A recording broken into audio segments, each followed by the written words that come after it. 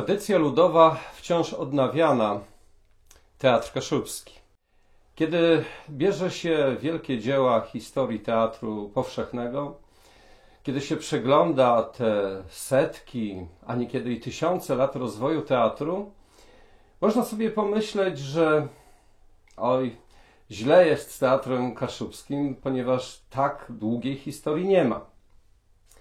Ale jeżeli zrozumiemy teatr kaszubski nie od początku jako instytucjonalny, tylko będziemy o nim myśleć jako pewnym zjawisku antropologicznym, wówczas nie powinniśmy myśleć o teatrze kaszubskim jako czymś bardzo świeżym, istniejącym kilkadziesiąt dopiero lat. Z punktu widzenia antropologii teatru, zastanówmy się, gdzie jest początek teatru kaszubskiego? W którym miejscu? Od którego twórcy? Czy da się w ogóle taki moment uchwycić? Wydaje się, że odpowiedź jest nieco skomplikowana, bo najdalsze prapoczątki teatru kaszubskiego można wiązać z rytuałem, mitem i obrzędowością. A jeżeli tak, to nikt dzisiaj ani wcześniej nie jest w stanie stwierdzić, w którym momencie dany znak magiczny, dany gest rytualny przestał być elementem systemu wierzeniowego czy religijnego, a stał się znakiem teatru. My dzisiaj, w XXI wieku, możemy zafundować sobie taką krótką wyprawę w archaiczne czasy teatru kaszubskiego za pomocą jednego, bardzo szczególnego widowiska – ścinania kani. Jeden z najbardziej egzotycznych, tajemniczych, przedziwnych elementów teatru kaszubskiego. Oczywiście, kiedy patrzymy choćby na badaczy folkloru czy etnografów, wyznaczają oni pewną prawidłowość. I oto podaje się na przykład, że Florian Cejnowa w połowie XIX wieku był pierwszym, który opisał wówczas nie do końca wiadomo, obrzęd, rytuał, widowisko ścinania kani. Ale przecież on sam zrobił to w połowie XIX wieku i on sam, pytając ludzi, aktorów, ludzi, którzy mieszkali w danej wiosce, co oni właściwie robią, jakie jest znaczenie ich gestów, dlaczego wypowiadają takie, a nie inne słowa. Już oni nie potrafili do końca wypowiedzieć, co robią, jakie jest tego znaczenie, mówiąc, że dziedziczą te zachowania po przodkach. A więc skoro w połowie XIX wieku już Cejnowa zarejestrował takie dziwne zdarzenie, warto pomyśleć właśnie, że oto odkrywa się przed nami jakiś chyba jeden z najstarszych przejawów kaszubskiej duchowości. Bowiem ścinanie kani, czyli zabijanie ptaka ofiarnego, jest jednym z najstarszych powodów, środków, sposobów na to, aby przebłagać bóstwa. To jest zachowanie nie tylko przecież obecne w kulturze kaszubskiej, tej przedchrześcijańskiej, ale można powiedzieć na całym świecie. Kiedy sobie dzisiaj czytamy klasyczne już opracowanie na przykład Malinowskiego, Bronisława Malinowskiego, albo bardziej współczesne Jerzego Grotowskiego, widzimy, że z punktu widzenia właśnie antropologii teatru ścinanie kani to kaszubskie ukrócanie, pozbywanie się głowy ptaka, chwytanie krwi, polewanie tą krwią pobliskiego okręgu ziemskiego, potem tańce, zresztą zgromadzenie takich, a nie innych osób z katem, z sędzią i szereg innych jeszcze postaci, to wszystko właśnie ma odwzorować pewien rytualny, magiczny porządek. Przez ścięcie ptaka człowiek pierwotny wyobrażał sobie, że oto ten ptak zabiera na siebie wszelkie przewiny. I prawdopodobnie coś takiego odbywało się w dawnych kultach, właśnie przedchrześcijańskich kultach kaszubskich. Zresztą sam ptak Kania w symbolice, w etnografii kaszubskiej jest odpowiedzialny za suszę, za zło, za jakieś niepowodzenie, nie tylko materialne, bo ptak polował na drób, ale także był to ptak odpowiedzialny za na przykład niemoralne prowadzenie się. A więc zabicie tego ptaka mogło spowodować właśnie oczyszczenie atmosfery, mogło spowodować, że życie mogło na nowo rozkwitnąć. Więc po to być może było, ta biedna ptaszyna była chwytana, po to był cały obrzęd, aby pozbyć się wszelkich uchybień. Ale być może to nie tylko kwestia winy, być może właśnie także kult. I jak przypominamy sobie to, co zapisał Cejnowa, potem Mosbach, potem Tarnowski, potem Zrzeszyńcy, właściwie dochodzimy do dziś, bo nawet i w 2020 do dzisiejszych czasów pojawiają się cały czas nowe zapisy tego oto obrzędu. Być może chodziło także jeszcze o szereg innych kwestii, na przykład płodność. Te stare kulty, właśnie z ptakiem związane, właśnie z krwią, miały przyciągnąć wszelkie dobra, takie, które wiążą się z prokreacją. Ale im dalej w przyszłość, im dalej w cywilizację bardziej trudną, pojawiały się znaczenia już czysto ludzkie. Oto na przykład w XIX wieku okazało się, że już nie grają te czynniki rytualne.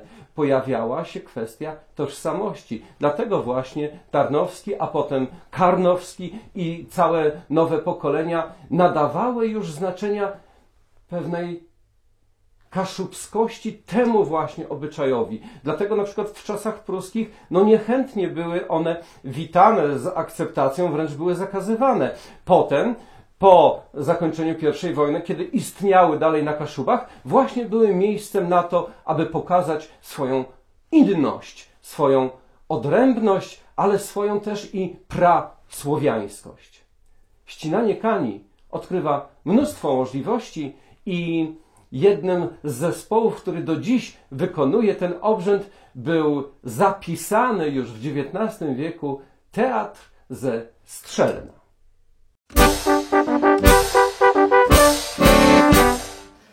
Na dobrą sprawę ścinanie kani, jeżeli chodzi o literaturę, co między innymi Florian Cejnowa pisał, to już od dawien dawna, w każdym razie w XIX wieku. A jeżeli chodzi o środowisko Strzelna, bo ja reprezentuję Strzelno, to oficjalnie datujemy pierwsze widowisko w roku 1898. Świadkiem tego widowiska był Jan Patok, folklorysta ze Strzelna. Rząd pruski zakazał wystawiania tego widowiska. Natomiast w okresie międzywojennym, o dziwo, w Strzelnie nie było wystawiane tego widowiska i w Łebczu, sąsiedniej miejscowości Strzelna, to widowisko było wystawione w 1925 roku. Jako ciekawostka, 10 lat później to widowisko nagrała ekipa filmu francuskiego Pas Journal. Na terenie ziemi puckiej w okresie międzywojennym to widowisko było dosyć szeroko upowszechnione w różnych miejscowościach, a o dziwo w Strzelnie nie było tego widowiska. Odwrotnie po II wojnie światowej, wtedy właśnie przede wszystkim centrum, Strzelno stało się centrum ścinania kani i począwszy od, źródła są różne, 47 bądź 51, pierwszy raz wystawiano to widowisko i co kilka lat systematycznie to widowisko zostaje wystawiane do dnia dzisiejszego. Prekursorem powojennym, jeżeli chodzi o Strzelno, właściwie to byli dwie osoby, kierownik szkoły Alojzy Stencel oraz Leon Elwart. I oni przede wszystkim bazowali na opisie Jana Patoka i scenariuszu Szczepana Tarnowskiego. I do dnia dzisiejszego aktualni organizatorzy ścinania kani też bazują na scenariuszu na tym samym scenariuszu. Także krótko mówiąc, jest taka linia ciągła od Patoka Jana do dnia dzisiejszego.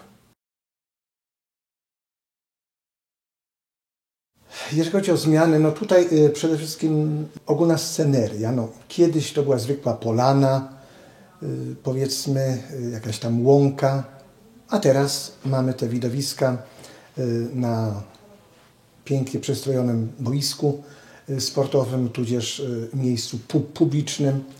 Kiedyś organizowali to grupka mieszkańców wsi.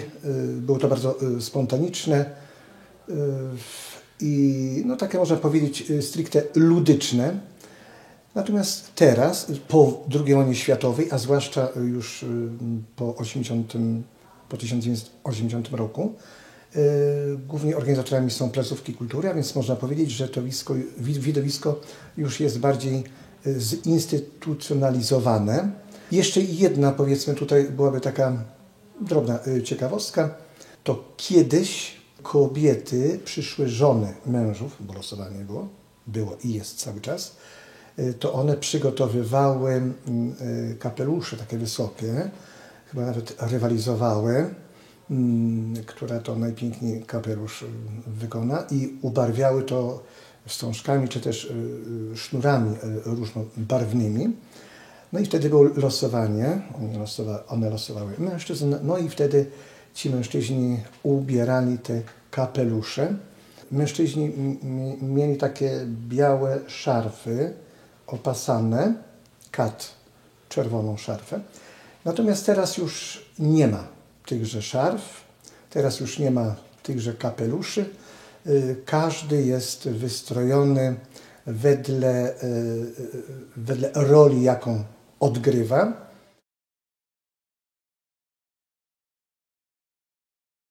Myślę, że społeczne zapotrzebowanie na to widowisko jest bardzo duże, zarówno jak i kiedyś, jak i teraz. Różnica jest w motywach, że tak powiem. Wierzono w zło, a właściwie przyczynę zła, które jest w ludziach, w ogóle w społecznościach. Przyczyną tego zła właśnie był czarodziejski ptak Kany. I mocno w to wierzono, iż jeżeli dokona się ścięcia tej kani, no to wtedy rzeczywiście już sytuacja wśród ludzi, dla ludzi się polepszy.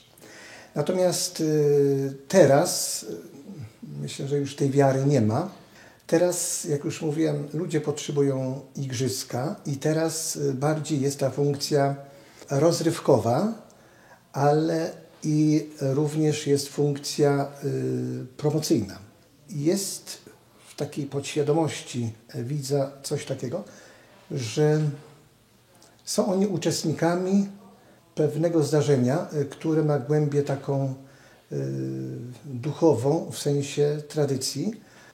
Jest to taka łączność duchowa pomiędzy pokoleniami, dawnymi czasami i teraz. Także tak mi się wydaje, że jest to rzeczywiście impreza, która skupia wiele ludzi i jest to bardzo ważne wydarzenie. W Strzelnie dzieje się to co 4 lata. Mieszkańcy Strzelna czekają, bo wiedzą, że to jest ich tradycja. I oni są, można powiedzieć, dumni, że to coś się właśnie u nich odbywa i to jest w ramach tej ciągłości kulturowej. A z drugiej strony są dumni, że właśnie to coś, tę wartość mogą przekazać innym i wtedy z różnych miejscowości się zjeżdżają do Strzelna, no i oczywiście w Czasowicza również, bo to się dzieje w Wigilię Świętego Jana lub w pierwszą niedzielę po Świętym Janie.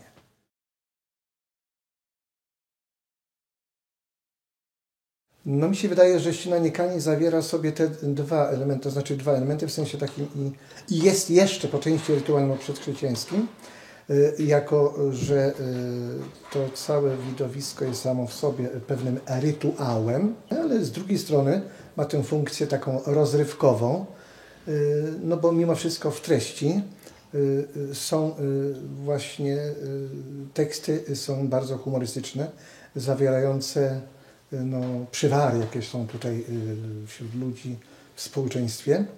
No i jest okazja, żeby się trochę pośmiać, aczkolwiek przypomnieć sobie, bo jest to tak jakby spojrzenie przez lupę na nasze życie, a więc tutaj w tym widowisku wyłuskujemy właśnie te nasze ciemne sprawy i na piedestał społeczny to dajemy, żeby podać temu pręgierzowi krytyki. Kiedyś to miało bardzo mocne znaczenie, ponieważ rzeczywiście to tak jak było spowiadanie, jak jakieś grzechy, spowiadanie się, no i po to, żeby później nie czynić tych grzechów. A teraz po prostu jest to tylko taka zabawa. Kiedyś na przykład w oskarżeniu, a więc chodzi o te grzechy, to wtedy mówiło się o tych takich bardziej grzechach lokalnych, które mówią o ludziach miejscowych i właśnie wtedy można się było wyśmiać z drugich, drugim z kolei było wstyd i tak dalej. Natomiast teraz w świecie globalnym już możemy bardziej mówić o sprawach, o problemach ogólnokrajowych, że tak powiem, a nawet o problemach światowych, które nurtują nas wspólnie. No i skoro zmierzamy, tak jak nasi przodkowie, do szukania winowajców, do winowajca, jakim jest Kania, no to w świetle tej wiary, że tak powiem, jaką mieli nasi przodkowie, możemy powiedzieć, że temu wszystkiemu winna jest czarodziejska Hania. Chociażby ten COVID teraz, który nas globalnie dręczy. Teatr kaszubski, ten odmiany ludowej, ten skupiony na czynnikach etnograficznych, bezpośrednio wiąże się z postacią dramaturga, który działał już przed II wojną światową, czyli mówię tutaj o księdzu Bernardzie Sychcie. Najbardziej znane dwie chyba jego sztuki w tym nurcie, czyli Hanka są żeni, sztuka, która doczekała się mnóstwa realizacji już od sytuacji przedwojennej. Do prawie każdy zespół teatralny na Kaszubach po II wojnie światowej miał w pewnej ambicji przygotować spektakl, zagrać go w swoim najbliższym otoczeniu, także jeździć i pokazywać na całych Kaszubach tę właśnie propozycję. A zatem Bernard Sychta to nie tylko spektakl i pewna idea Wesela Kaszubskiego, ale także i bardziej psychologiczna rzecz, dzewcza i miedza. Ale wracając do Wesela Kaszubskiego, skąd ta popularność? Dlaczego tak właśnie często był ów spektakl prezentowany? Najprawdopodobniej z tego powodu, że oto Sychta trafił w pewną obyczajowość kaszubską. Oto jego umiejętności teatralne czy dramaturgiczne może nawet nie były tak istotne, tak ważne, jak nade wszystko uchwycenie bogactwa języka kaszubskiego, obyczajowości, którą podpatrzył, obyczajowości rozgrywającej się na wrejach, czyli dużo przed weselem, potem na tych czynnościach rytualnych, które towarzyszą jeszcze dniu przed weselem, podczas samego wesela, potem zabawy i wreszcie przenosinach z domu rodzinnego do przyszłego. Te wszystkie elementy zostały odwzorowane przez Sychtę wręcz idealnie z punktu widzenia etnograficznego. I ta atrakcyjność wesela, zabawy, radości, nadziei, zdaje się, że bardzo wszystkim się podobała. Ale trzeba przyznać, że nie tylko Sychta odwzorował wesele kaszubskie, bo właściwie on sam nawet jako młodziutki dramaturg przecież inspirował się tym, co przed nim, tuż przed nim, kilka lat wcześniej zrobił Jan Karnowski. A przecież znowu patrząc na to, co było później, po Sychcie, także mnóstwo autorów, dramaturgów brało się za temat wesela kaszubskiego, także i dzisiaj. Dzisiaj? Możemy na przykład przypomnieć sobie kilka lat temu zaledwie młoda grupa, ale jakże szeroka, teatru, który działa w Luzinie, przygotowała na podstawie tekstu Tomasza Fopkego Kaszepszci wesele. I myślę, że Maria Krośnicka mogłaby tutaj co nieco więcej dodać.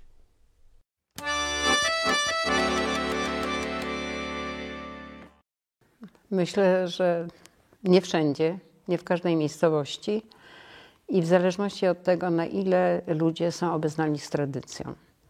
Nieraz może być to po prostu coś takiego jak snobizm, że szuka się oryginalności, a nie tradycji.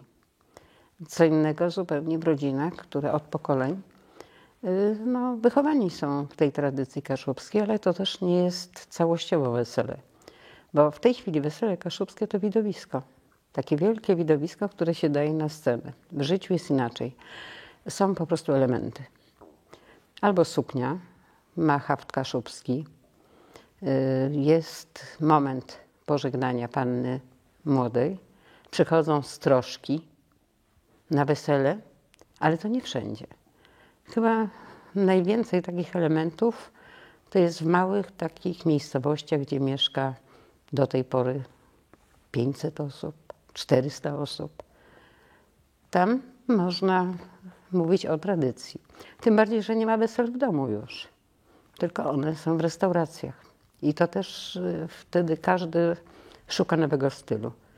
No nie widziałam kapeli ludowej na weselu normalnym. Ta kapela jest, ale to jest kapela współczesna.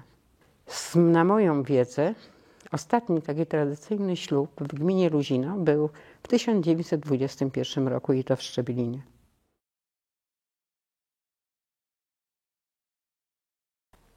Z tego względu, że ten spektakl był grany w Luzinie po raz pierwszy w 1938 roku przez dawny zespół Kaszubi z Luzina.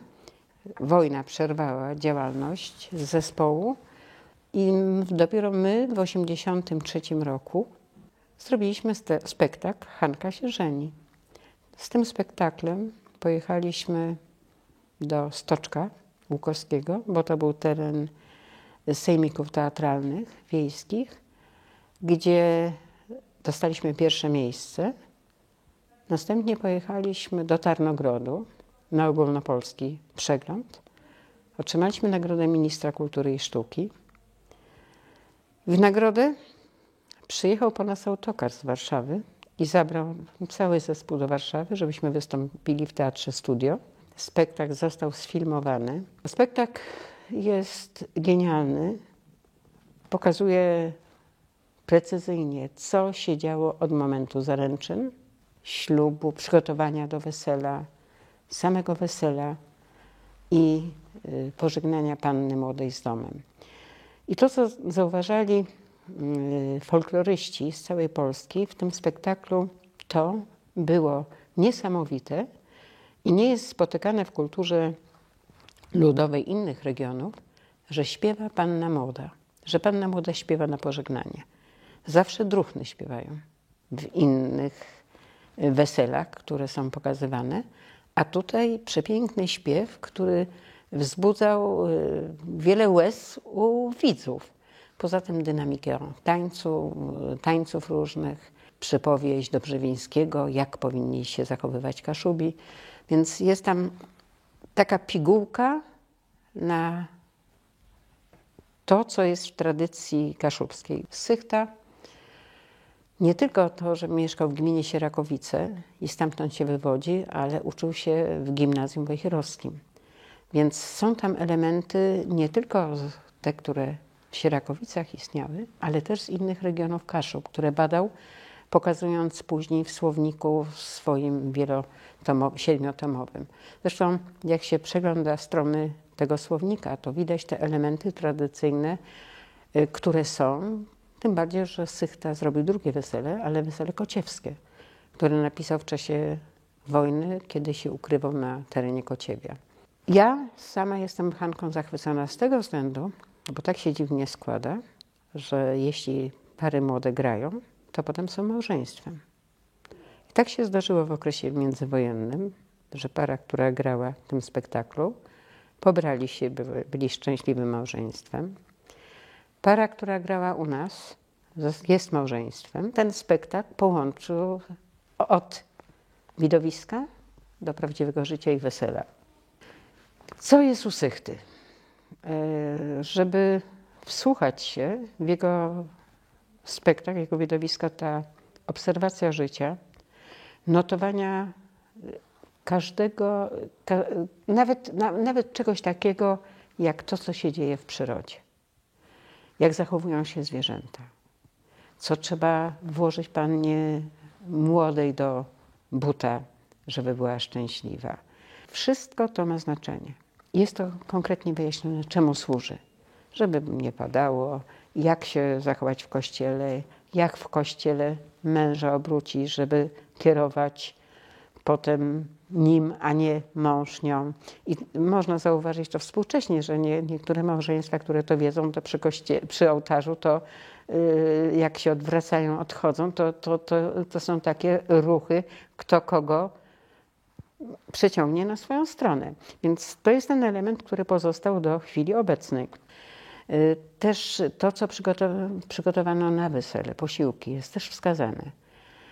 I pieśni.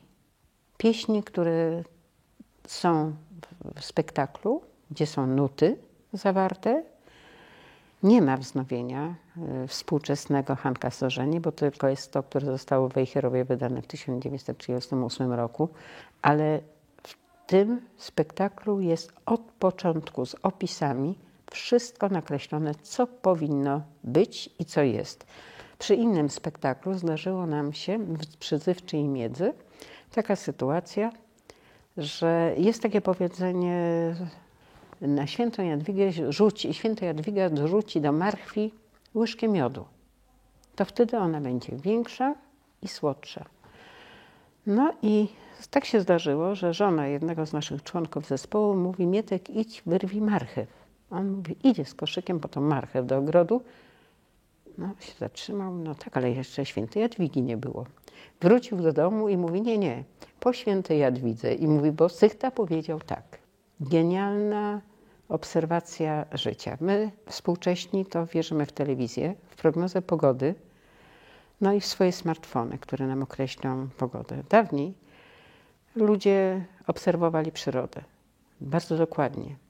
Czytali z gwiazd i stosowali się do tych pór, które też są związane z tym wszystkim, co jest w kalendarzu liturgicznym.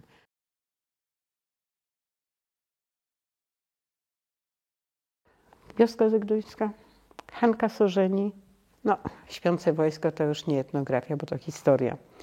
Ale elementy etnograficzne właśnie w Zywczy a Miedzy się znalazły. I tutaj zaczęliśmy w zasadzie pracę z teatrem od Zywczy i Miedzy,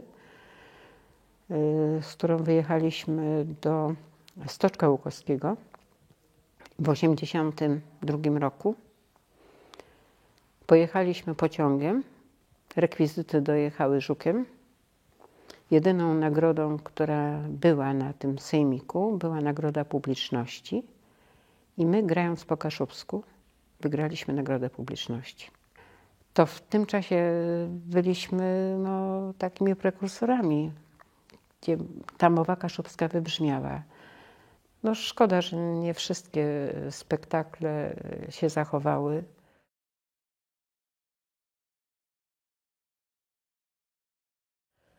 Dlatego, że moja przyjaciółka już świętej pamięci wymyśliła sobie, Gienia Kasprzyk, że dlaczego tylko Sychta mógł napisać Hankę Sorzeni, przecież są inne jeszcze wesela. I żeby zrobić taką wersję projektową. I faktycznie była to wersja projektowa. Tekst napisał pan Tomasz Fopke.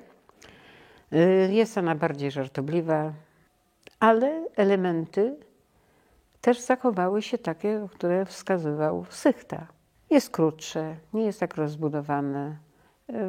Były tam też nawet takie niektóre rzeczy związane z polityką, zmiennością. Sychta traktował ten spektakl bardziej serio.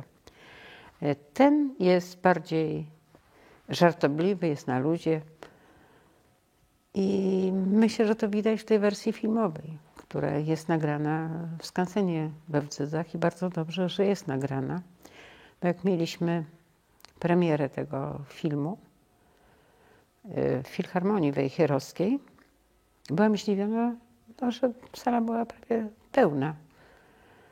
I ludzie byli zadowoleni, że obejrzeli. Jak któryś z moich znajomych mówił, wiesz co, to jest dobra rzecz, bo to dla przyszłych pokoleń może wskazywać te tradycje. Dobrze, żeście to zrobili. I tak wiele rzeczy jest już na taśmach filmowych i z tego jesteśmy dumni, bo nas nie będzie, a coś zostanie. Teatr Kaszubski i etnografia to także żywotna rzeczywistość ze względu na to, co dzieje się na ulicach. Niekoniecznie wewnątrz domów, tylko właśnie na zewnątrz. Oto przywołajmy grupy kolędników, Gwiazdora, Herodów, całe mnóstwo wydarzeń, które kojarzą się albo z Adwentem, albo z Bożym Narodzeniem, albo z Trzech Królami. No, mnóstwo zresztą takich momentów by było. Dawniej, na pewno więcej niż w XXI wieku, takich grup kolędniczych, takich grup, które realizowały prawie że improwizując pewne wydarzenia rytualno, znowu zabawowe, było bardzo dużo. Dzisiaj niewątpliwie jest ich mniej, ale to nie znaczy, że ich w ogóle nie ma. Skąd się to w ogóle bierze? Czy to jest wyłącznie znowu tylko kaszubskie? Otóż oczywiście nie. Kolędnicy, ich działalność wcale nie rozpoczęła się od Europy Środkowej, tylko właściwie od kultury śródziemnomorskiej, od czasów antycznych, bo to już w starożytnej Grecji i Rzymie odwiedzano się właśnie w okresie grudnia, kiedy następowało pewne przesilenie, odejście starego roku, a nadejście nowego. I z tej tradycji odwiedzania się, życzenia sobie wszelkiego dobra, wszelkiego powodzenia, brał się potem obyczaj, który przejęli i chrześcijanie i nadali piętno chrześcijańskie. I oczywiście z chrześcijaństwem trafiło to również i na Kaszuby. I właśnie w różnych odmianach było jakże żywotne, przynajmniej do II wojny światowej. I oto mamy tych naszych kolędników. Któż tam jest? To, że pojawiają się postacie ludzkie, może i nie dziwi. Aczkolwiek trzeba sobie uświadomić, dlaczego to jest akurat na przykład kominiarz. Dlaczego wygląda w tym całym zbiorowisku ludzi, którzy się pojawiają, tak dorodnie oto baba i tak przedziwnie dziad. Ale w tym otoczeniu przecież są i zwierzęta. I zwierzęta nieprzypadkowe. Wszystkie one także niosą w sobie składniki symboliczne. Bowiem tak jak i to opisywał znowu ojciec myśli tożsamości kaszubskiej, czyli Florian Cejnowa, on już właśnie opisując Szczodroci przedstawiał sytuację, iż poprzez powtarzanie, odwiedzanie, myślenie magiczne wierzono, iż to jest taki święty moment na to, aby dobro sprowadzić na ziemię i wzajemnie się nim podzielić. W dzisiejszej sytuacji, w realiach XXI wieku, jak wygląda kolędowanie? Czym zajmuje się kozioł? Czym zajmuje się tur? A czym zajmuje się gwiazdor? Może opowiedzieć autorka jednej z bardzo ciekawych, nowych prac Chceta Waledze, Gwiazdkam Widzec, czyli Iwona Świętosławska.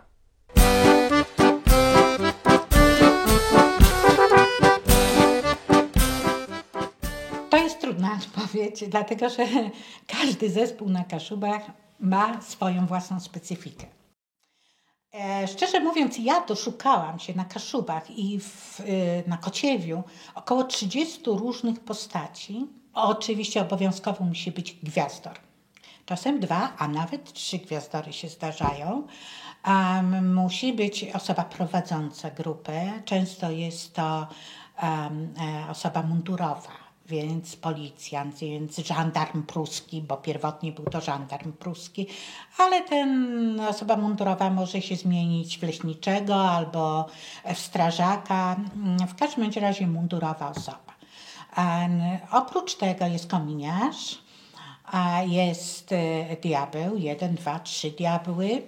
Zdarzają się zwierzęta i tutaj jest bardzo duża różnorodność tych zwierząt, bo najczęściej jest to baran, kozioł, koza, czasami koza z kozłem w parze idą, no oczywiście bocian, czasem niedźwiedź, chociaż to coraz rzadziej się już zdarza w tej chwili.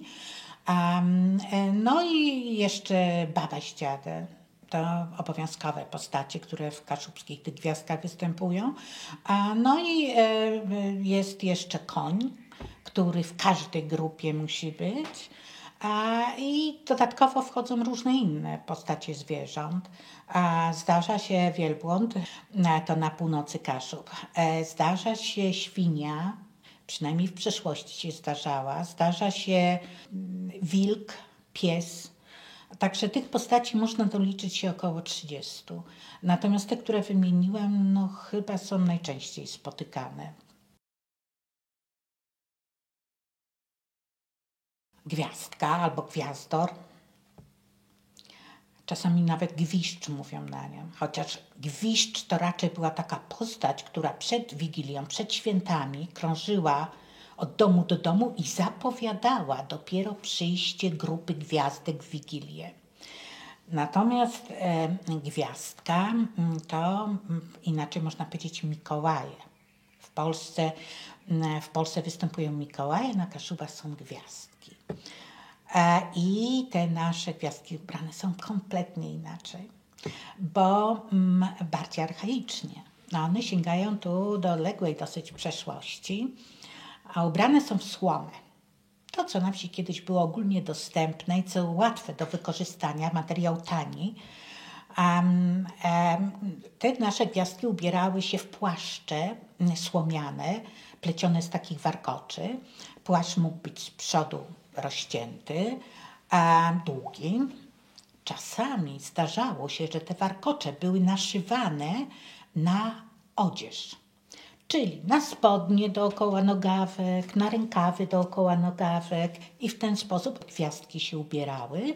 Czasami niektórzy zakładali takie koszule, które i do tej pory chyba w Smolnikach albo w Gowidlinie zakładają takie koszule, na które naszywa się też te warkocze.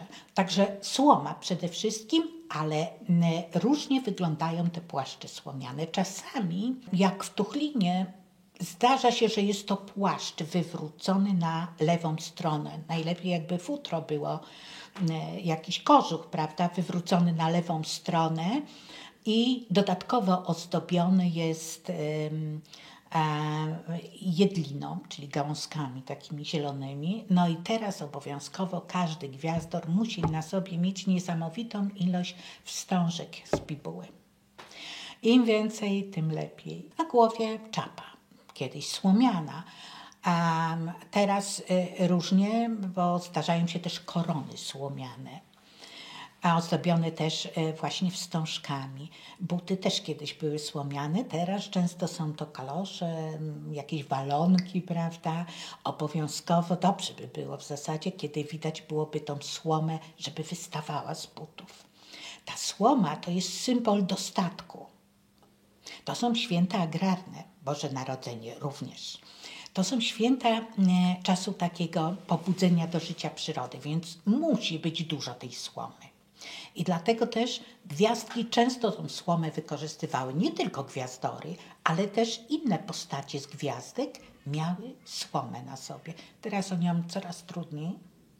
No bo przecież wszyscy kombajnami młócą, prawda? I ta słoma nie nadaje się do tego, żeby zrobić taki strój. Także są to... no i oczywiście gwiazdka musi mieć maskę. Maska Ja tu mam kilka masek. Tradycyjnie była larwą nazywana. Pokażę, jak były robione. To były po prostu bardzo często z papieru robione, oklejane dodatkowo skórą, malowane farbami. Wcześniej były też skórzane maski drewniane, ale te już w tej chwili w terenie nie występują. Czasem jeszcze zdarzają się takie maski domowej produkcji. Najczęściej jednak już teraz chłopcy korzystają z masek kupionych w sklepie, gumowych bądź plastikowych.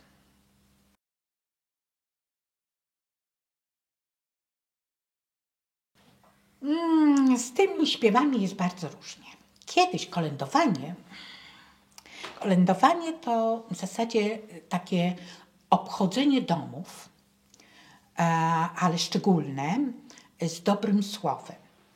Po to, żeby w tym szczególnym okresie, kiedy dwa różne lata się ze sobą stykają, kiedy jest zapowiedź przyszłego roku, żeby sprowokować przyrodę do bujnego życia. W związku z tym wypowiadano w tym czasie wiele różnych dobrych życzeń, żeby ta przyroda i ten dostatek nasz, i to bogactwo, i zdrowie było w przyszłym roku zapewnione. I to jest takie rytualne obchodzenie domów z dobrym właśnie słowem. Słowo może być wypowiedziane bądź wyśpiewane, albo jedno i drugie. Kiedyś prawdopodobnie więcej tych obrzędowych słów padało. Natomiast w tej chwili wiemy wszyscy, że nasze gwiazdki kaszubskie to jest taki obrzęd wyskakany, wykrzyczany, taki radosny, hałaśliwy, krzykliwy obrzęd, w którym owszem śpiewają, ale to już nie jest tak dużo tekstów mówionych i śpiewanych jak kiedyś. Na pewno kolędy. Każdy z zespołów śpiewa przynajmniej jedną kolędę. Niektóre zespoły śpiewają tylko jedną kolędę, mało tego, śpiewają ją od 70 lat. Tak jak na przykład robią to w Tuchlinku. Tam najstarsi gospodarze nie pamiętają, aby zespół, który oddolnie sam się organizuje co roku, zaśpiewał kiedykolwiek inną kolędę niż a wczoraj z wieczora. Więc są takie zespoły. Są takie, które mają, jak w Gowidlinie na przykład, też swoje stałe teksty i stałe pieśni. Bo w Gowidlinie śpiewają od lat, chyba mniej więcej 50., taką pieśń, którą napisał ksiądz Grucza. I ta pieśń się nazywa Witajże Jezu nasz Panie. Tą pieśń, ponieważ ksiądz Grucza pochodził z Gowidlina, to właśnie tam ci kolędnicy ją śpiewają. Tam również dotarła taka oracja, którą kiedyś gwiżdże, czyli te postacie przychodzące przed Wigilią, zapowiadające przyjście kolędników, mówiły, a w tej chwili mówią to gwiazdki, czyli tych dwóch gwiazdorów, których się pojawia na początku i tam jest taka oracja, która również nieco jest teraz zniekształcona, ale jest to oracja, która była publikowana w 1945 roku w Heczy. Oni też śpiewają taką starą pieśń z tego samego czasu, z połowy XX wieku. Szło strechów dwoje. Także te pieśni to są takie stałe w tych niektórych zespołach, ale w innych w zasadzie są to tylko kolędy, które zmieniają się. Są oczywiście życzenia, które są wypowiadane. One są wypowiadane w sposób szczególny. Jeszcze w połowie XX wieku wypowiadano te życzenia, dotyczyły głównie takiej zamożności, dostatku, szczęścia rodzinnego. O tym się mówiło. Były wypowiadane i znane i powtarzane przez kolejne pokolenia tych kolędników. Znalazłam taką wypowiedź z Sierakowic, pani Klawikowska chyba, nie Kulwikowska, tylko Klawikowska chyba, mówiła taką bardzo starą orację, takie podziękowanie dla gospodarzy, które było mówione i ono funkcjonowało jeszcze chyba w latach 80., 90. XX wieku. W tej chwili zazwyczaj kolędnicy dziękują, proszą o datki, dziękują za datki, ale mówią to zwykłymi słowy, po polsku, po kaszubsku, różnie, zależy kto dziękuje. Zazwyczaj te słowa podziękowania prowadzący albo gwiazdki mówią, ale zdarza się, że i kominiarz czasami takie podziękowania mówi. Także tego tekstu i tych pieśni nie jest za dużo. Natomiast one idąc przez wieś nie śpiewają. Raczej słychać, że tylko gra akordeon najczęściej, prawda? Chociaż swego czasu nie tylko akordeony były w użyciu, bo zdarzało się, że gwiazdki właśnie używały takie terkotki, klekotki różnego rodzaju, diabelskie skrzypce były też czasem w użyciu, także wtedy hałasowano chyba jeszcze bardziej niż teraz, chociaż jak usłyszałam, jak to robią, to chyba w gminie Sierokowice, a to w sąsiednich wsiach wiadomo, gdzie kolędują, bo tak jest to głośno robione, chłopaki używają sobie, ponieważ jest ich zawsze kilkunastu, i mają po lat 20 czy 25 góra, więc naprawdę ich słychać z daleka.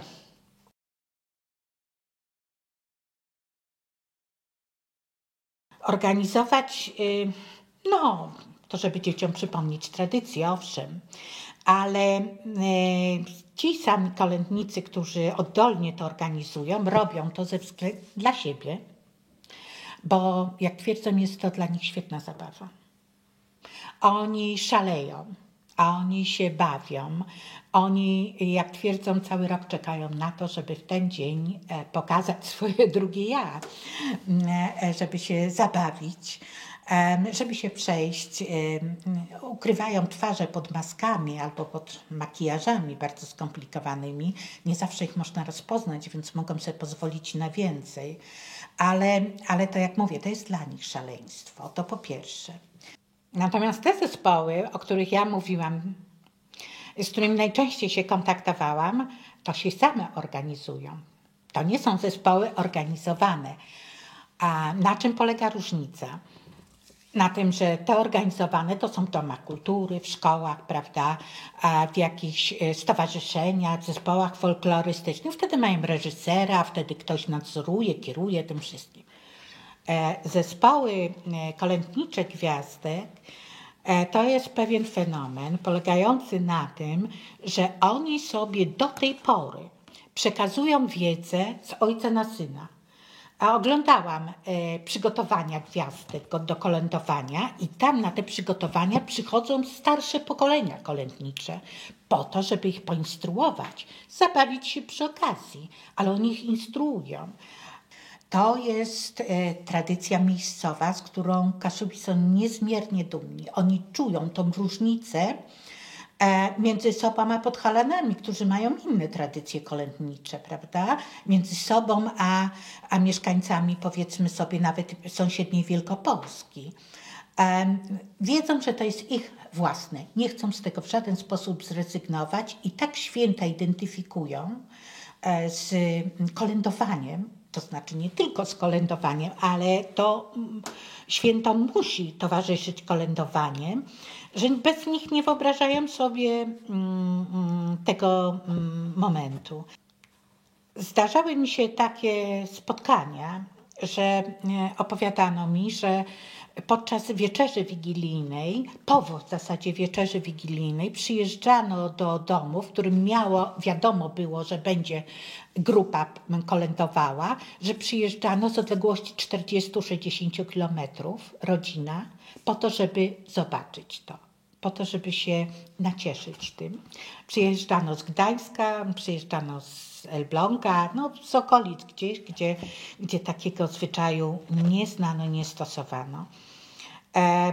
Bardzo są Kaszubi z tego dumni, nie chcą z tego zrezygnować. Nawet mamy, które tych synów nie mają na Wigilię, bo oni przecież kolędują przez kilkanaście godzin.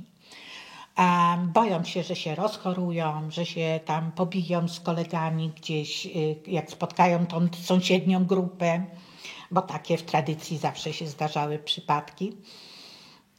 I te mamy niewątpliwie o nich się boją, ale puszczają ich. Zasadniczo tylko muszą przyjść przed pasterką. Koniec kolędowania, pasterka i jest tą godziną, kiedy oni już muszą być w domu.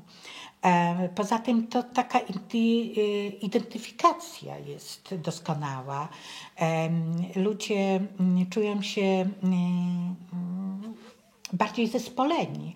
A poza tym ta młodzież męska, która zaczyna kolędować w wieku 15 lat, a kończy czasami w wieku 30 paru lat, bo dopiero jak się ożenią, to kończą, to oni się zaprzyjaźniają ze sobą. I to ma olbrzymie znaczenie dla wsi, szczególnie dla tych małych wsi, takich jak na przykład Tuchlinek, gdzie oni się potem świetnie znają i wzajemnie sobie pomagają, wspierają się.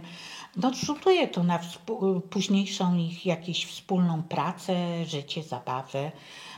Także to jest niezmiernie ważne, takie towarzysko i społecznie taki obrzęd. Oczywiście nie ma to już w tej chwili znaczenia magicznego, nawet znaczenia religijnego nie ma, ale to ma takie przede wszystkim wydźwięk doskonały społeczny i ta duma, która płynie, którą czują Kaszubi, jak widzą tą swoją gwiazdkę. To jest bardzo widoczne w terenie u bardzo wielu osób. Oczywiście niektórym się to nie podoba. Nie podoba się to, że przychodzą zmoczeni i ściany pomarzą kolorowymi wstążkami albo że zabłoconymi butami. Dlatego nie zawsze wpuszczają ich do domu. Czasem gdzieś tam w stodole się to odbywa, w garażu czy na podwórku, różnie to bywa. Niemniej jednak na szczęście dobrze, kondycyjnie się grupy gwiazdek trzymają i trzymam kciuki, żeby dalej tak trwało.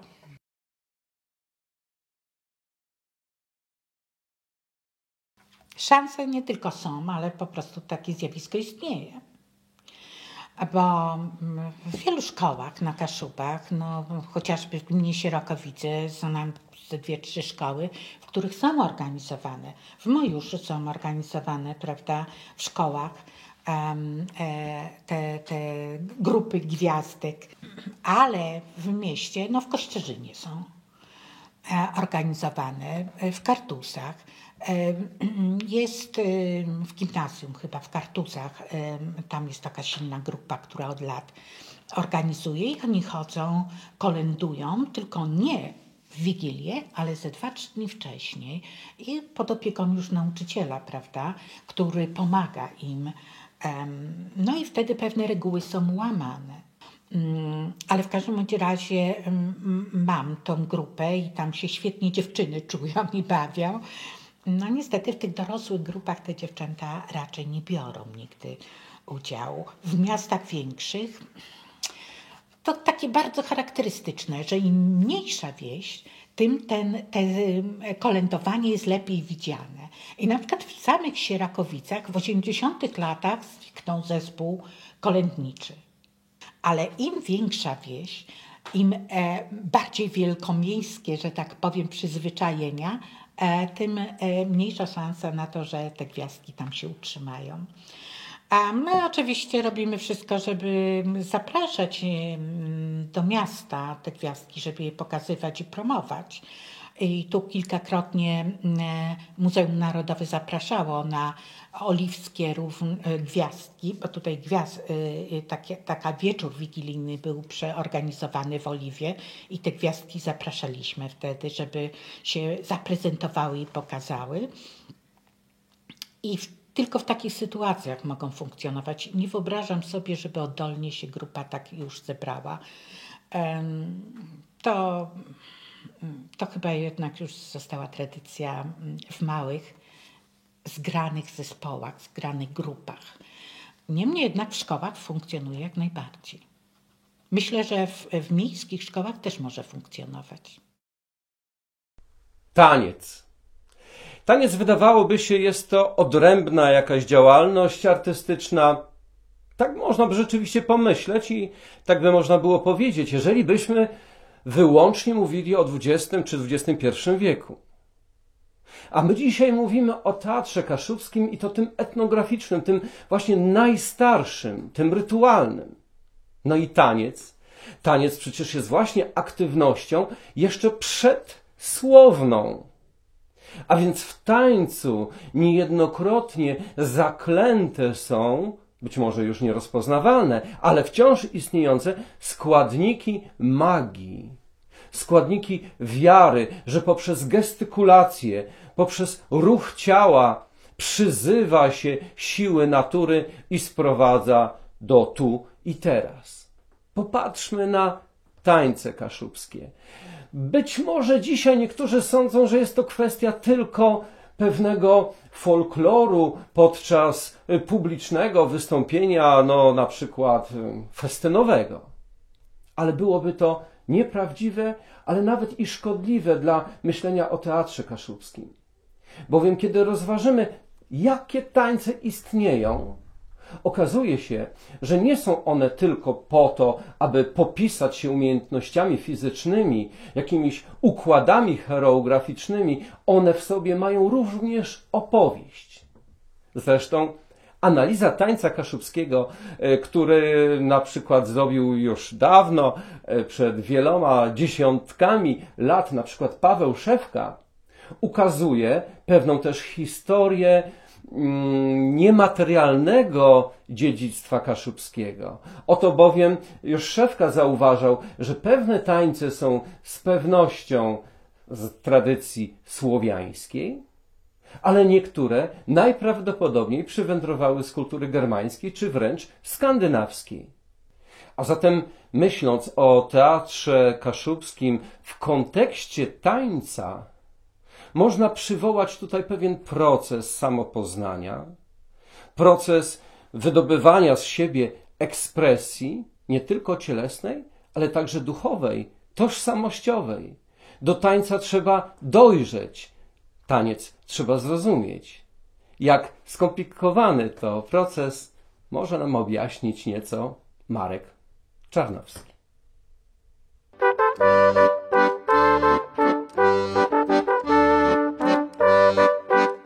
Karno krebane, który zakładał mój tatk w 1978 jeś, to był początek.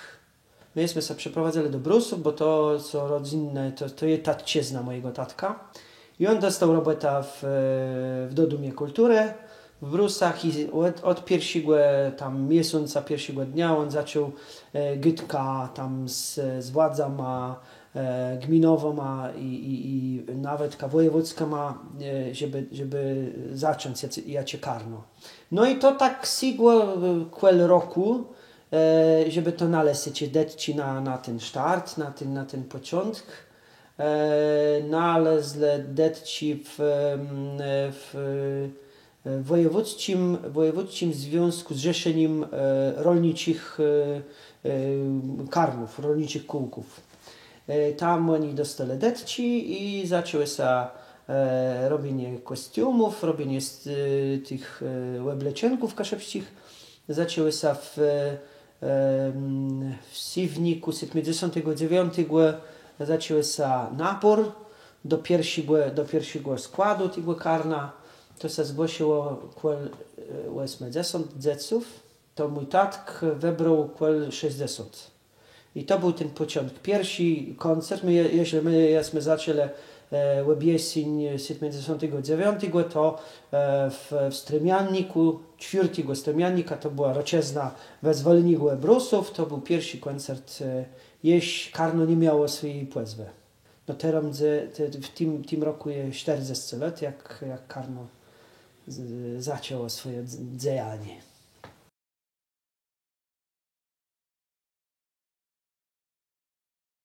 Jej napisał taką kniżkę, taką niewielką kniżkę, w której jest taci miła historia tego karna. I tam to my jesteśmy policzyli, że do 25 lat było więcej jak 1100 przez te 6 lata się przewinęło ludzi, którzy tańcowali i więcej jak 100 ludzi, którzy grali na instrumentach. W najlepszych latach to myśmy zrobili z tego taki kombinat. Nie? To było więcej jak 300 ludzi, 300 sztuk ludzi w 10 grupach, w 10 karnach. Od maleńkich 3 lata dzieci, które mieli, tam się nazywali dzieci, krysnięta, trepunce, myli krebane, młodzi krebane, starzy krebane, bo najstarsi to mieli więcej, za 70 lat. I oni też tańcowali. I my zrobili takie 4 karna w Ekolimbrusz. 2 karna w Lesnie, 1 karno w Lubni, w Cieczkowach, w Kosobudach. I wszędzie tam byli nasi karna, do których my jeździli, tam robili zająca, barkowni i tam oni się, te dzieci uczyli tańcować i śpiewać. I jeśli oni podrosli, zrobili się jakąś więksi, no to oni przechodzili do tych reprezentacjowych karnów. No tak bywało, że w jedno lato to myśmy mieli 3 albo 4 międzynarodne festiwale, na których my jeździli z rozmaitymi karnami. I tak też było, że leno takich kaszepskich programów, to każde karno miało swój program. Tak może liczyć, że takich programów z Tuńca, no to kaszepścigłe to młodzieżnowy karno, to dozrzenałe, to miało programy na 2 godziny, a jest z innych regionów, Tuńcy z innych regionów, każdy program z innego regionu, no to było gdzieś 15 minut, no to było tylko 7 regionów. Łekrum, kaszepścigłe Tuńca. No tak, tego było dość steli. Jeśli my jechali za granicą, my nie brali wszystkich kostiumów, nie brali wszystkich obleczeników, no ale jeśli jechało tam 40 sztuk ludzi, każdy miał 2 albo 3 zmiany tego obleczenku, no to było więcej jak 100 kostiumów myśmy zabierali ze sobą.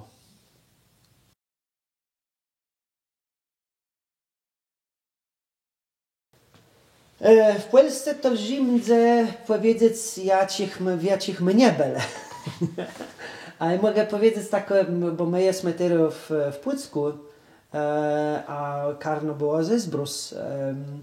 A tak się pokazało, że my jesteśmy tak przepadli do se, tak my jesteśmy się polubili z puckim starostą, którym w tym czasu był Artur Jabloński. I on był na naszym jubileuszu 20 lat. No od tego czasu on powiedział, że krebane to by było taka fajna reprezentacja puckiego kryzu. I on tak wzon zaprosił na 3 takie wyjazdy zagranicowe, żeby reprezentować pucki kryz na Litwę. Myśmy występowali w Niemczech, na Litwie. I jeszcze był taki turniej między Pucką a Cieszyną. I myśmy tam pojechali do Cieszyna, tam, żeby tam w tej telewizji występować jak karno tu z Kaszub. Reprezentacjował pucki kryz. A tak, za granicę to my jeździli tak z 8 roku. Mnie się tak zdaje, że to było tak pierwszy wyjazd. Nie, nawet 5. Pierwszy wyjazd to był musiebno, to był wyjazd do sowieckiego zrzeszenia, do Sowieckiego Związku. Myśmy pojechali na Ukrainę 2 razy z początku, a później no to w całej Europie my jesteśmy byli więcej jak 50 razy. No to tak do Norwegii, Finlandii my jesteśmy nie trafili. No i tak widzę, tak w Europie to no od tego czasu to jest powstały niektóre kraje, no to tam my jesteśmy tam nie wszędzie byli, ale tak to nam się udało. No w Szwajcarii jeśli, a tak to karno było. W niektórych placach to po tyle raz. No tuńc muzyka i język, no to są tacy wyróżnici, po których my musimy rozpoznać do razu, czy to są Kaszeby, czy to jest jakiś inny region. Więc to myślę, że to jest jeden z najważniejszych takich czynników, które mogą nas wyapartniwać od innych regionów. Ale tak, grupci ładne są podobni jeden do drugiego, jak żłobiny albo weszywk, ładnie podobni, niektórzy w Polsce mogą zmyleć, czy to jest ten albo inny region. Ale jeśli oni czują język kaszebski, jeśli oni czują kaszebską muzykę i tuńc, to mi się zdaje, że to jest takie wyapartnienie i wszyscy będą wiedzieli, że to są Kaszeby. I myślę, że to wiele ludzi to doceniły. To musi tak powiedzieć, tak smutno, że to łekrum niektórych Kaszebów. No w innych częściach na jego kraju, to niektórzy bardziej doceniają ten kaszebski tuńc niż na samych Kaszebach.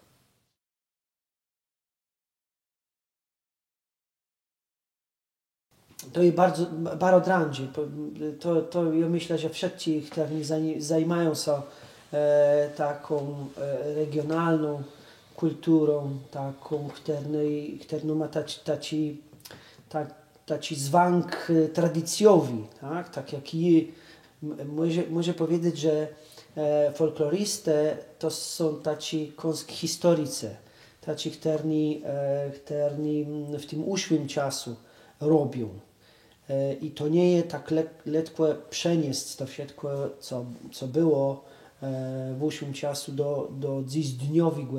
To jest dranga robota, bo my musimy konkurować z tymi wszystkimi, z tą popularną, z tą światową kulturą, która jest wszędzie z dzienników widzieć i na platkach, i w radio, i w weblecenku, i tak dalej, i tak dalej. I bardzo wiele ludzi jest lekko poznać ta inna kultura, a niźle swoje. Bo swoje musi to jest tak jak taki piękny kwiatek. Będzie piękny, jeśli śnieży, jeśli my będziemy o niego za nim zdrzele, jeśli będziemy tam łeda podlewali, nie za wiele, nie za mało, żeby to było ciepło, żeby to było słoneczko. I tak ten kwiat będzie śnieży. I to z kulturą to będzie tak samo. To musi za nią robić, to musi z tą kulturą za nią chłodzić, za nią też tak podlewać, też tak robić, to nie jest lekko. I nie każdy chce taką robotę robić.